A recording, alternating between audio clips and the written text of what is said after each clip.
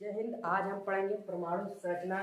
परमाणु संरचना होता क्या है। परमाणु संरचना पढ़ने से पहले हम जान लेते हैं कि पदार्थ क्या होता है। ये एक पदार्थ है, हमारे पास रखी ये बुक, ये भी एक पदार्थ है, लेकिन है क्या, डिफिनेशन क्या होगी पदार्थ की, चलिए बताते हैं।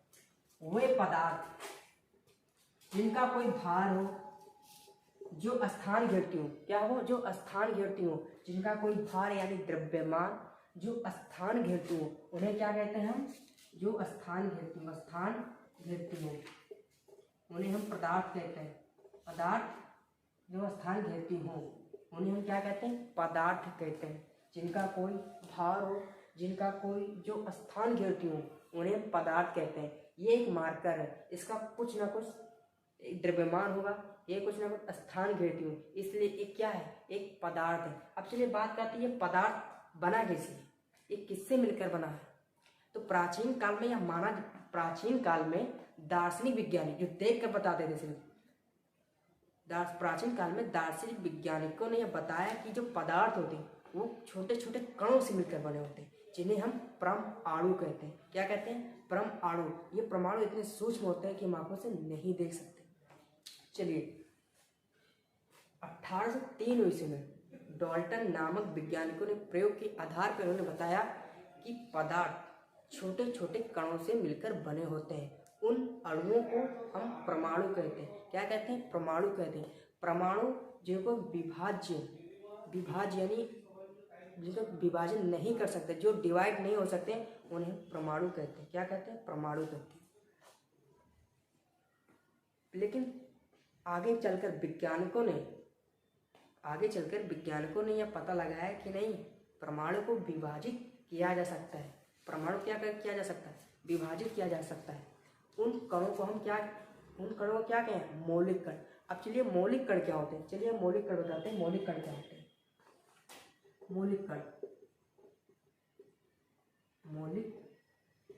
मौलिक कण को फंडामेंटल पार्टिकल्स कहते हैं। ये मौलिक कण होते क्या है, वे कण जिनका निर्माण अन्य कणों से नहीं होता है,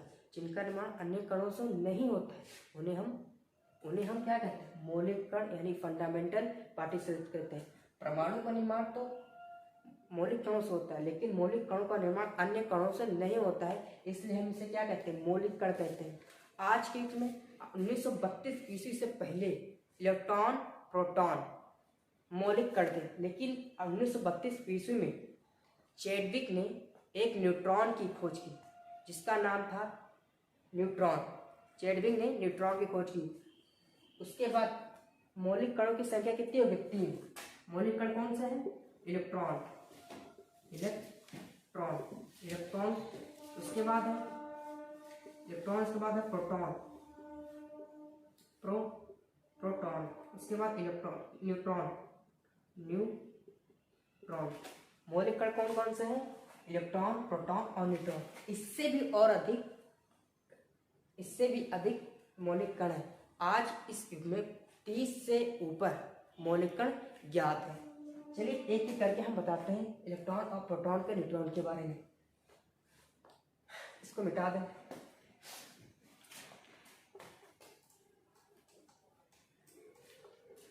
तो सबसे पहले बात करेंगे हम इलेक्ट्रॉन की। सबसे पहले बात करेंगे इलेक्ट्रॉन की। अभी इलेक्ट्रॉन होता क्या है, चलिए बात करते हैं।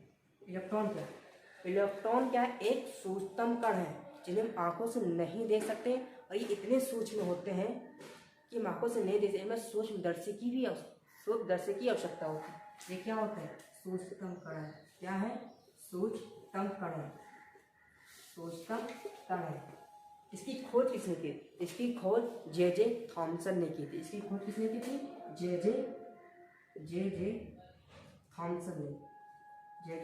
ने की थी। कब की थी, 1897 ईस्वी में। कब की थी, 1897 ईस्वी में। ठीक है, 1897 ईस्वी में जे थॉमसन ने इलेक्ट्रॉन की खोज की थी। इस पर आवेश कितना होता है, इस पर आवेश होता है ये एक इलेक्ट्रॉन क्या, एक ऋणावेशित आवेश है। क्या है, ऋणावेशित यानी नेगेटिव चार्ज है, ऋणावेशित है। बेशित, ये ऋणावेशित है, ठीक है। ये क्या है, ऋणावेशित होता है। लेकिन इस पे आवेश कितना होता है, इस पे आवेश कितना होता है, इस पे आवेश होता है 1.6 × 10⁻⁻19 कूलाम आवेश होता है, वो भी नेगेटिव यानी ऋणावेशित, ठीक है। और इसका इलेक्ट्रॉन है तो इसका एक कुछ ना कुछ भार होगा, ठीक है। तो इसका भार है 9.1 10⁻31 किलोग्राम, ये इसका भार है। अब चलिए बात करते हैं प्रोटॉन की, ठीक है। प्रोटॉन क्या होता है, प्रोटॉन दूसरा लेते हैं यहाँ प्रोटॉन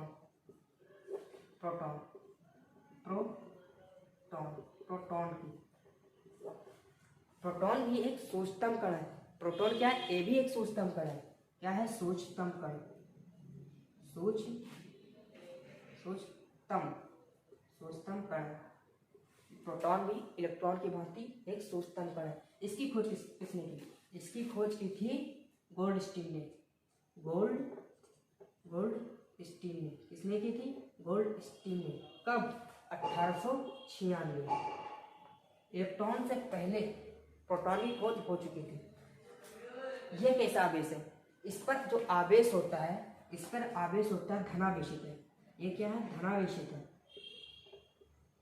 ये धनावेशित है, यानी इस पे पॉजिटिव चार्ज होता है। क्या होता है, पॉजिटिव चार्ज, धनावेशित होता है। लेकिन इस पर कितना चार्ज होता है, तो होता है +1.6 × 10⁻⁻19 कूलाम। इस पर आवेश 1.6 × 10⁻⁻19 कूलाम इस पर आवेश होता है। इसका जो भार होता है, इसका जो द्रव्यमान होता है, इसका द्रव्यमान जो होता है 1.67 × 10⁻⁻27 kg, ये इसका भार होता है। प्रोटॉन एक सूक्ष्मतम कण है। इसकी खोज गोल्डस्टीन ने की थी, कब, 1896 में। यह एक धनावेशित है और इसका जो आवेश होता है 1.6 × 10⁻⁻19 कूलाम इस पर आवेश होता है। और इसका भार होता है 1.67 × 10⁻⁻27 kg। इस पर कितना होता है, 10⁻⁻27 kg इस पर आवेश होता है। चलिए अब आता है न्यूट्रॉन।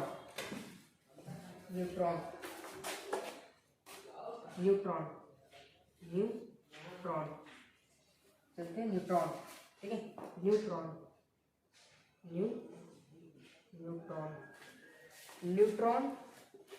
न्यूट्रॉन भी एक सूक्ष्मतम कण है।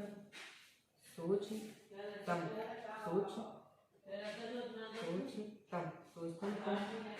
न्यूट्रॉन भी एक सूक्ष्मतम कण होता है।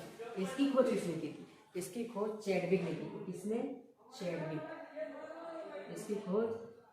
ने की थी। अब बात करते हैं ये कैसा आवेश, इस पे कौन सा आवेश होता है, तो भाई इस पे कोई आवेश नहीं होता है, ये अनावेशित होते हैं। कैसे होते हैं, अनावेशित होते हैं, यानी इस पर कोई आवेश नहीं होता है। इस पे क्या होता है, कोई आवेश होते ही नहीं।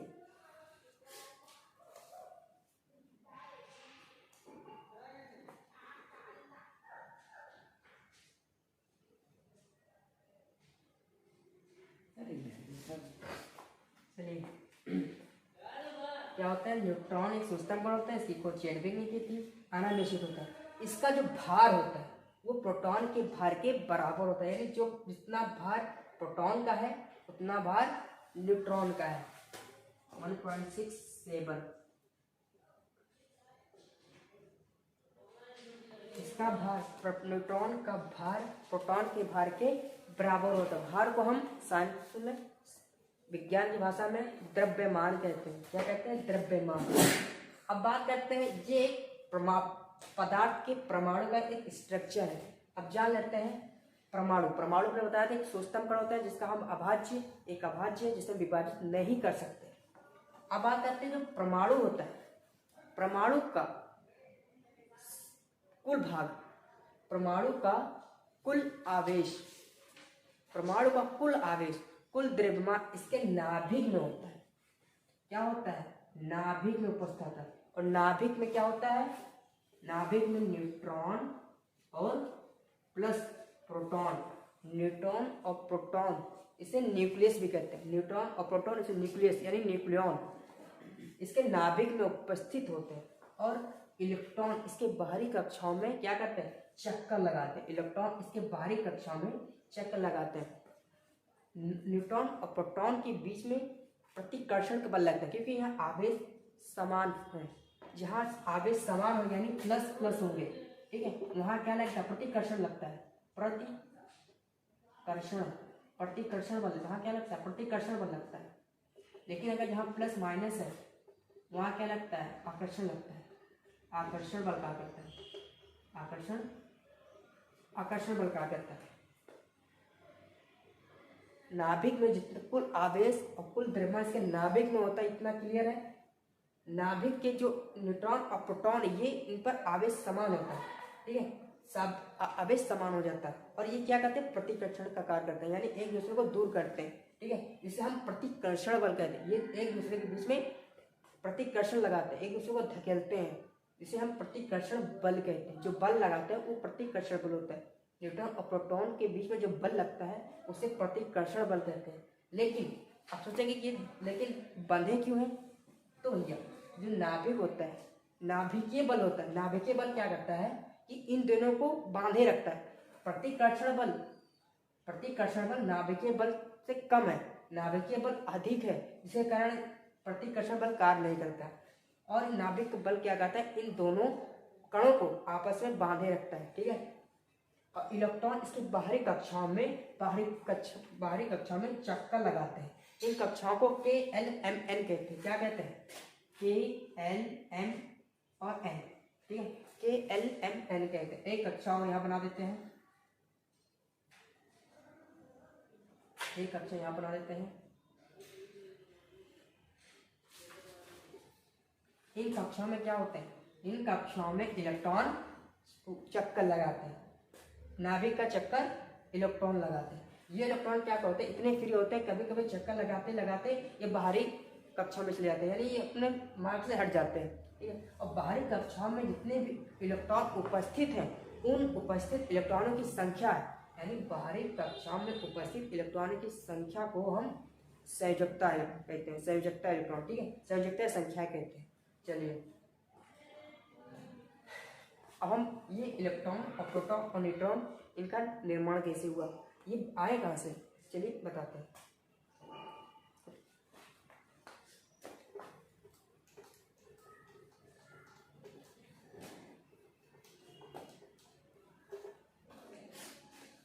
रदरफोर्ड,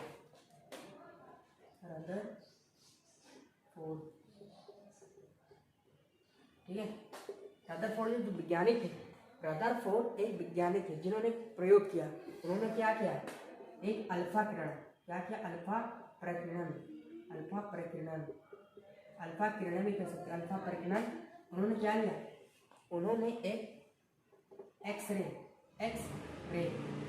किरण कह सकते हैं, एक्सरे किरण, ठीक है, एक्सरे किया। उन्होंने अल्फा प्रकीर्णन एक्सरे किरण ली। उन्होंने क्या? सोने की एक पतली चादर, सोने की क्या? एक पतली चादर। उन्होंने क्या किया? एक सोने की पतली चादर। उसके बाद आता है रदरफोर्ड, अर्नेस्ट रदरफोर्ड। ये जानने के इच्छुक थे। डाल्टन ने बताया था कि जो इलेक्ट्रॉन होते हैं वो पदार्थ के भीतर होते हैं, ठीक है। इसको जानने के लिए अर्नेस्ट रदरफोर्ड, क्या कहते हैं? अर्नेस्ट रदरफोर्ड जानने के इच्छुक थे इलेक्ट्रॉन कैसे उपस्थित है परमाणु के, उसको जानने के इच्छुक थे। इलेक्ट्रॉन प्रोटॉन के अंदर कैसे, पदार्थ के अंदर कैसे स्थित है, ये जानने के बहुत इच्छुक थे। तो उन्होंने क्या किया? एक अल्फा प्रकीर्णन में एक्सरे, इन्होंने क्या किया? कुछ किरणों को, ये परमाणु है, ये कोई परमाणु की सोने की जो ये परत है, सोने की चादर है, ठीक है, ये बहुत पतली थी और इसमें कम से कम 1000 कितने थे? 1000 परमाणु थे, ठीक है, 1000 परमाणु के बराबर था ये, ठीक है। यह जो सोने की चादर है, किसका है ये? सोने की चादर है, गोल्ड का है, गोल्ड। ये किसका है? गोल्ड का है, ठीक है, इसका है गोल्ड का है। तो चलिए इसको मिटा देते हैं, इधर किनारे लिख देंगे। चलिए ये एक सोने की परत है, सोने की चादर है, जो कि 1000 परमाणु के बराबर थी।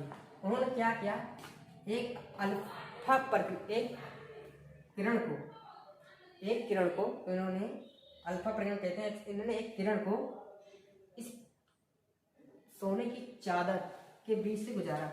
उन्होंने क्या किया, किनारों से गुजारा, ठीक है, ठीक है।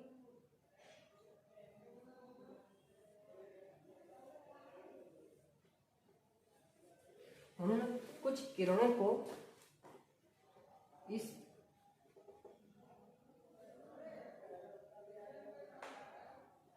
उन्होंने क्या किया, सोने की चादर में एक किरण को, एक्स किरण को इस चादर के बीच से गुजारा, जो कि ये किरण आर पार चली गई। ये किरण आर पार यानी इसको विक्षेपित कर दी, इन दोनों को पार कर दी, इन दोनों को पार कर दी। ये किरणें, ये किरण से किरणें होती है, ये बहुत पावरफुल होती है, ये किसी भी पदार्थ को आर पार कर देती है, आर पार चली जाती है। एक्सरे बहुत पावरफुल होती है, ये भी बताएंगे कितने एक स्ट्रॉन्ग की होती है वो। चलिए ये चादर है, ये किरण जो है, एक्सरे किरण इस चादर को विभेदित कर देती है, इस आर पार चली जाती है। इन्होंने यह निष्कर्ष निकाला, रदरफोर्ड ने निष्कर्ष बनाया कि जो परमाणु है उसके बाहरी जो भाग है वो क्या है, खोखला है। उन्होंने क्या एक पॉइंट निकाला कि बाहरी भाग क्या है, पदार्थ का बाहरी भाग, परमाणु का बाहरी भाग, बाहरी भाग क्या है, खोखला है, बाहरी भाग खोखला है, बाहरी भाग क्या है, खोखला है, ठीक है। दूसरी बात उन्होंने क्या बताई, उन्होंने क्या देखा, जब किरणें आर पार चली जाती तो कुछ किरणों ने क्या किया, ये परमाणु का नाभिक है, मान लिया, उन्होंने माना कि परमाणु का नाभिक है, इसमें प्रोटॉन और न्यूट्रॉन उपस्थित है। उन्होंने क्या किया, एक किरण को, कुछ किरणें, ठीक है, एक किरण को उन्होंने बीच से गुजारा तो वापस चली आई, ठीक है। जब कुछ किरणों को इसके बीच से गुजारा गया, इसके नाभिक के किनारों से गुजारा गया, तो क्या हो, वो उनकी दिशा बदल गई, ये इनकी दिशा को इस टाइप की हो गई, ये ऐसी चली गई, कुछ किरणें ऐसी हो गई, ठीक है, कुछ किरण ऐसी हो, यानी एक जो किरण थी उसके बाहरी भाग से गुजारा गया तो वो आर पार चली गई, ठीक है। कुछ उनके बाहरी भाग क्या थे, खोखला थे, इसलिए वो बाहर चले गए। लेकिन जो बीच में जिनका कुल द्रव्यमान, कुल धनावेशित कण, द्रव्यमान, कुल धनावेशित आवेश और कुल द्रव्यमान इसके नाभिक में उपस्थित होता है, इसलिए नाभिक एक दृढ़ है, जो कि जब गुजारा गया बीचों बीच से जब गुजारा गया तो किरणें वापस चली गई। इससे यह साबित होता है, कि नाभिक एक दृढ़ है। नाभिक क्या है, नाभिक एक क्या है, दृढ़ है, यानी रिजिड। नाभिक एक जिसमें क्या, प्रोटॉन और न्यूट्रॉन उपस्थित है, जिसमें प्रोटॉन और न्यूट्रॉन इसमें प्रोटॉन और न्यूट्रॉन उपस्थित है, वो क्या है, नाभिक है। और जब परमाणु नाभिक है तो किरणें कुछ नाभिक से बीचों बीच से टकराए तो वापस चली आई, और किरण जब नाभिक के साइड से, कॉर्नर से गुजरी तो उसकी दिशा बदल गई, ठीक है। उनकी दिशा जब ऐसी जाती है तो उनकी दिशा ऐसी हो गई, बीचों बीच से गुजरने पर तो वो वापस चली जाती है, लेकिन उनके कॉर्नर से जब गुजरती है तो उनकी दिशा बदल जाती है, ठीक है। और बाहरी भाग, ठीक है, उसके बाद इन्होंने प्रयोग नहीं किया, उन्होंने बताया कि प्रत्येक पदार्थ छोटे छोटे कणों से मिलकर बना होता है, इसका कुल धनावेश, कुल द्रव्यमान इसके नाभिक में उपस्थित होता है। अब आते हैं नाभिक क्या होता है, नाभिक जान लेते हैं।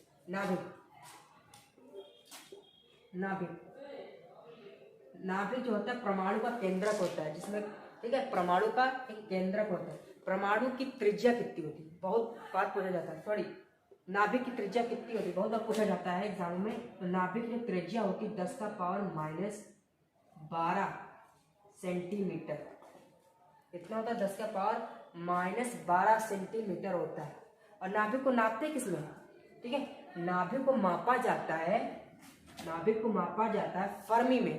ठीक है, किसमें मापा जाता है? फर्मी में, फर्मी। ठीक है, मापा किसमें जाता है? फर्मी में। लेकिन एक फर्मी कितना होता है? एक फर्मी होता है 10 का पावर -15 एम। ठीक है, एक फर्मी बराबर होता है 10 का पावर 15 मीटर, एक फर्मी नापने पर। ठीक है, अब उसके बाद ये नाभिक की त्रिज्या होती है 10 का पावर -12, नाभिक की त्रिज्या होती है। नाभिक की त्रिज्या बहुत कम होती है, नाभिक त्रिज्या बहुत कम होती है, और परमाणु की त्रिज्या अधिक होती है। परमाणु की त्रिज्या क्या होती है? अधिक होती है।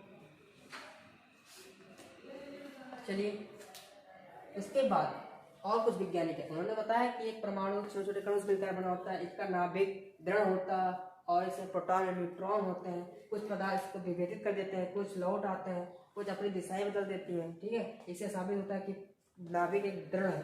नाभिक क्या है? दृढ़ है।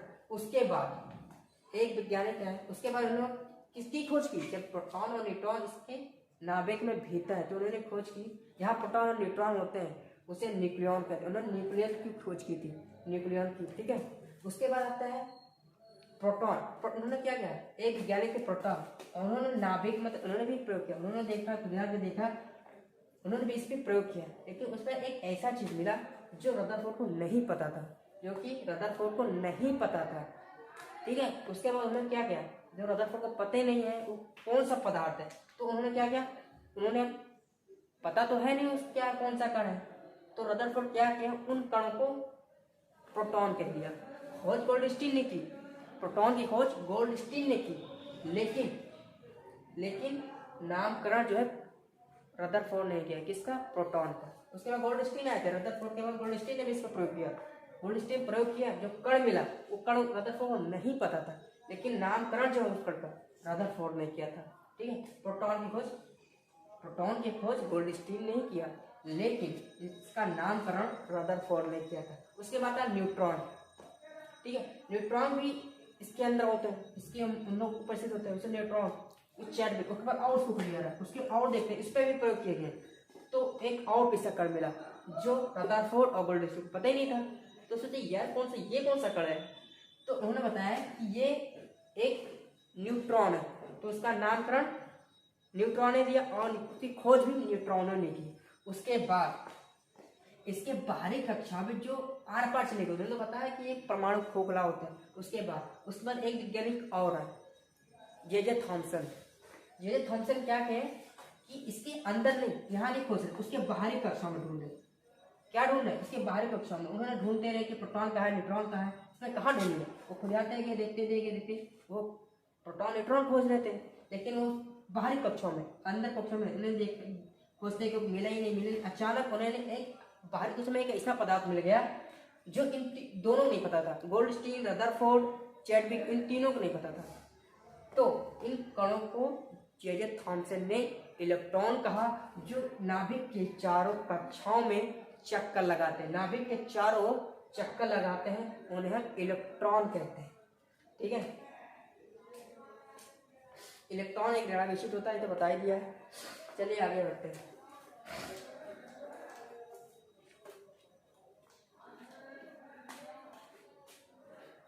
अच्छा, परमाणु किस में नापते हैं? परमाणु को किस में नापते हैं? परमाणु को किस में नापते हैं? परमाणु किस में नापते हैं?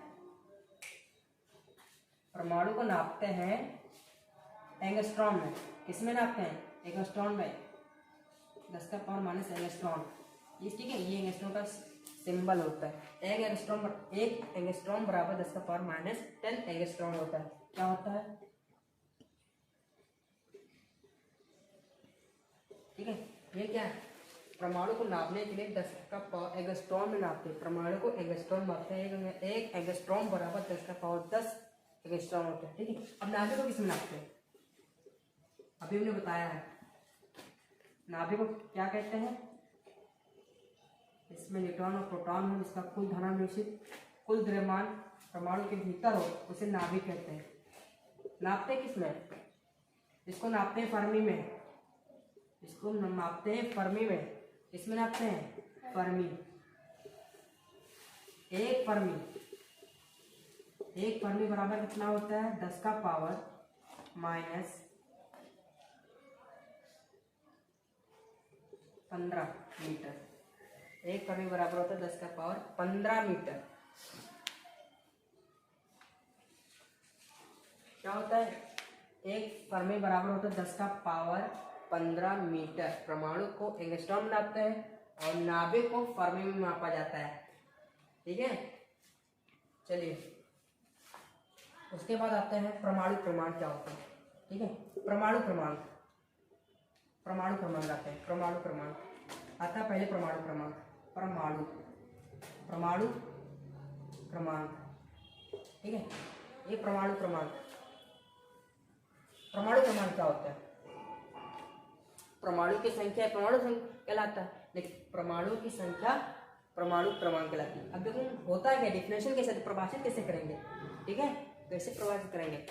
तो नाभिक में उपस्थित परमाणु के नाभिक में उपस्थित प्रोटॉनों की संख्या परमाणु संख्या है।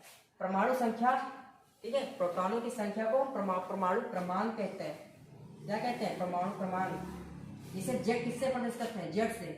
जेड से इसे प्रदर्शित करते हैं। क्या करते हैं? प्रदर्शित करते हैं। ठीक है, इसे क्या करते हैं? जेड से प्रदर्शित करते हैं। जेड बराबर होता है P प्लस एन।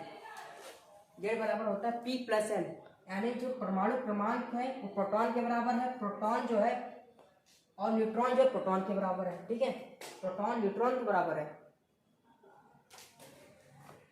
जो परमाणु क्रमांक है वो प्रोटॉन के बराबर है, जो न्यूट्रॉन है वो प्रोटॉन के बराबर है। जेड बराबर P प्लस एन, ये इसका फार्मूला है।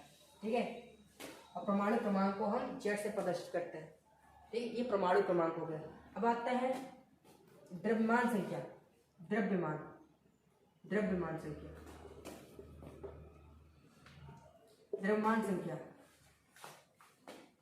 संख्या क्या होता है?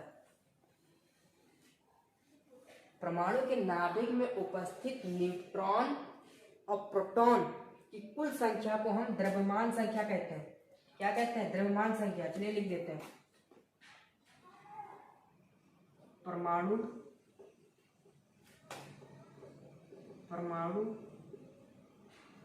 के नाभिक में उपस्थित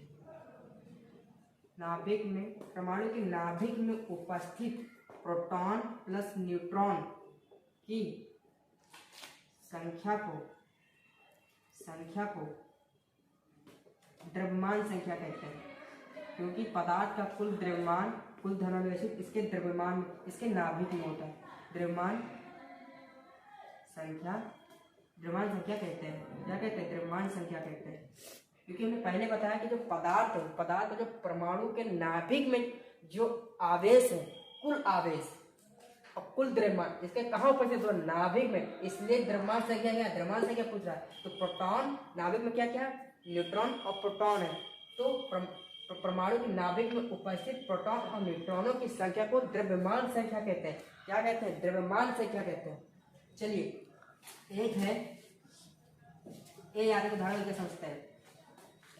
ठीक है, इस पे प्रोटॉनों की संख्या कितनी है और न्यूट्रॉनों की संख्या कितनी है? चलिए बताते हैं। कोई भी अगर तत्व है उस पर कितनी प्रोटॉनों की संख्या कितनी है, उस पर न्यूट्रॉनों की संख्या कितनी है। अब इसमें परमाणु संख्या कौन है, न्यूट्रॉन की संख्या कैसे पता लगाएंगे कि मैं न्यूट्रॉन कैसे निकालेंगे और प्रोटॉन कैसे निकालेंगे। ठीक है, अब चलिए बताते हैं। ये जो होता है ये क्या प्रदर्शित करता है? परमाणु क्रमांक। ये क्या प्रदर्शित करता है? परमाणु क्रमांक। और जो ये 40 है, ये 40 क्या करता है? द्रव्यमान संख्या। द्रव्यमान संख्या क्या प्रदर्शित करता है? द्रव्यमान संख्या कहते हैं। ठीक है, जिसका मतलब जो ऊपर होगा, जो तत्व के ऊपर होगा वो क्या प्रदर्शित करता है? द्रव्यमान संख्या। और हमने बताया द्रव्यमान संख्या जो है प्रोटॉन और न्यूट्रॉन, ठीक है, प्रोटॉन और न्यूट्रॉनों की संख्या को द्रव्यमान संख्या कहते हैं। परमाणु क्रमांक बताया कि नाभिक में उपस्थित प्रोटॉनों की संख्या को हम क्या कहते हैं? परमाणु क्रमांक कहते हैं। लेकिन अब बताइए कि मैं परमाणु क्रमांक कितना है, तो इसमें बताया जाए परमाणु क्रमांक, ठीक है। अब द्रव्यमान संख्या आपको निकालनी है, तो कैसे निकालेंगे कि प्रोटॉन कितना है और द्रव्यमान कितना है, प्रोटॉन कितना है और न्यूट्रॉन कितना है, ठीक। प्रोटॉन तो परिभाषा के हिसाब से समझ जाएंगे कि हाँ 18 है, क्योंकि परमाणु क्रमांक कह ही रहा है कि नाभिक में उपस्थित प्रोटॉनों की संख्या एक परमाणु क्रमांक है, तो हम बता सकते हैं कि 18 जो है एक परमाणु क्रमांक यानी पी है। पी कितना है, प्रोटॉन कितना है, प्रोटॉन कितना है, प्रोटॉन पी बराबर कितना है 18, ठीक है। प्रोटॉन पी बराबर 18। अब न्यूट्रॉन कितना होगा, न्यूट्रॉन कितना होगा 40 है यहाँ, ठीक है। और हमने बताया कि P प्लस एन, ठीक है, परमाणु द्रव्यमान संख्या, ठीक है। अब P प्लस एन को द्रव्यमान संख्या कहते हैं, क्या कहते हैं, द्रव्यमान संख्या। अब इसमें न्यूट्रॉन कैसे निकालेंगे, चलिए न्यूट्रॉन यानी एन, इस पे कितना होगा, इस पे होगा 22, ठीक है। इस पे कितना होगा 22, क्योंकि 18 और 22 मिलकर कितना होगा 40, ठीक है। तो इस पे प्रोटॉनों की संख्या 18 और न्यूट्रॉनों की संख्या 22, ठीक है। इसी तरह से बहुत सारे चीजें जैसे कार्बन है, कार्बन 12,